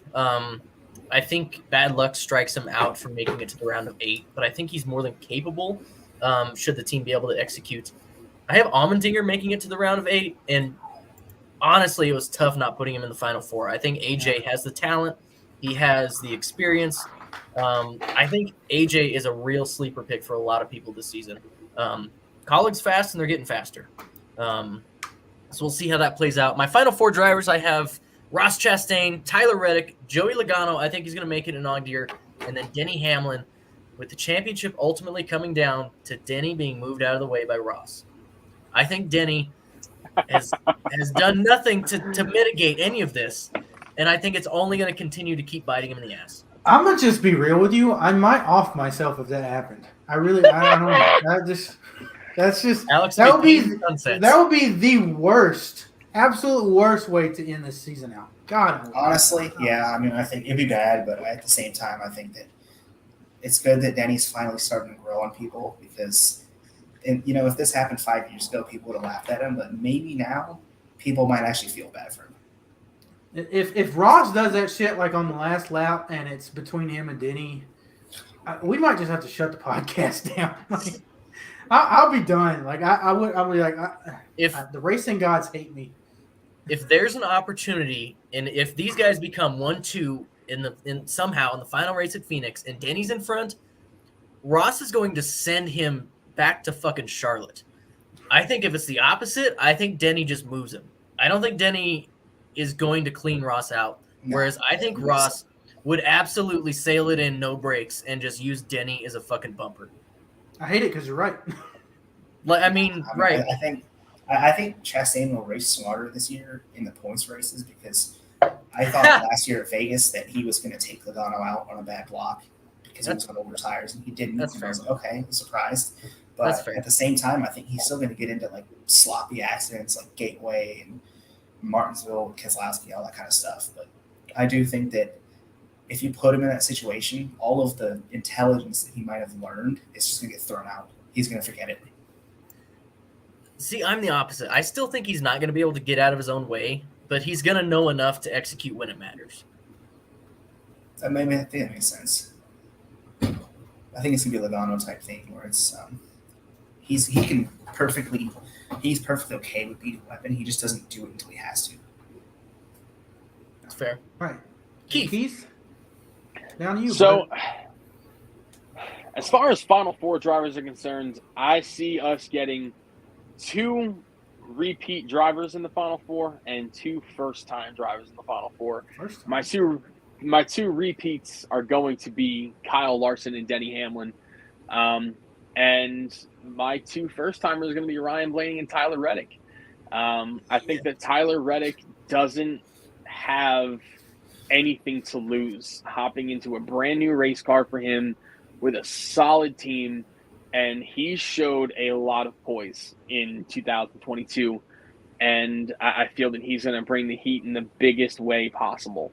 But I think finally, I really do believe that Ryan Blaney gets himself his first career title. And to be completely honest, it might be his only career title, but I think that this is going to be it. I think that he is finally going to have everything come together in that jambalaya pot, and he is going to get himself a championship, especially considering where we're going. Phoenix, he was a good teammate. He never should be a good teammate ever again. I'm sorry. You did your job. You were fantastic for as long as you did it.